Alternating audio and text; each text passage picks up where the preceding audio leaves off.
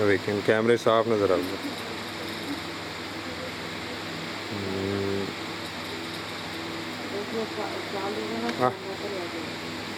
ਘੋੜਾ ਵੀ ਦੋ ਰੰਗ ਦਾ ਹੈ।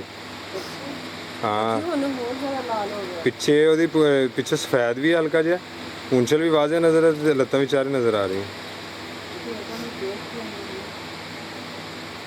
ਦੇਖੋ ਕਿੰਨਾ ਲਾਲ ਹੈ।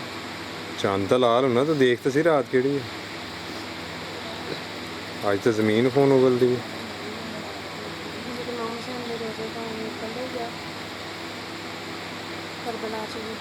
ਮੌਜਜ਼ਾ ਦੇਖ ਲੈ ਕਾਇਨਾਤ ਲਈ, ਅਗਰ ਸਬਕ ਲੈ ਲਈਏ ਤਾਂ।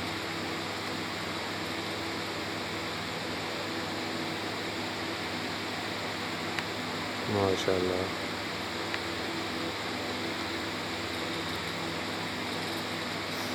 ਜਾਲੀ ਜੀ ਨਾ ਹੋਵੇ ਉੱਤੇ, ਇਹ ਇੱਥੇ ਸਾਫ਼ ਨਜ਼ਰ ਆਉਂਦਾ। ਫਿਰ ਦੂਸਰੇ ਕੈਮਰੇ 'ਚ ਨਹੀਂ ਕਲੋਜ਼ ਹੋ ਸਕਦੀ। ਕਿਹੜਾ ਉਹਦਾ ਲੈਂਸ ਵੱਡਾ ਕੋਈ ਨਹੀਂ ਹੈਗਾ ਇਸ ਟਾਈਮ, ਉਹਦੇ ਵਿੱਚ ਸਾਫ਼ ਕਲੀਅਰ ਹੋ ਜਾਣੀ ਸੀ। ਕੁਝ ਵੀ ਇਦਾਂ ਨਜ਼ਰ ਆ।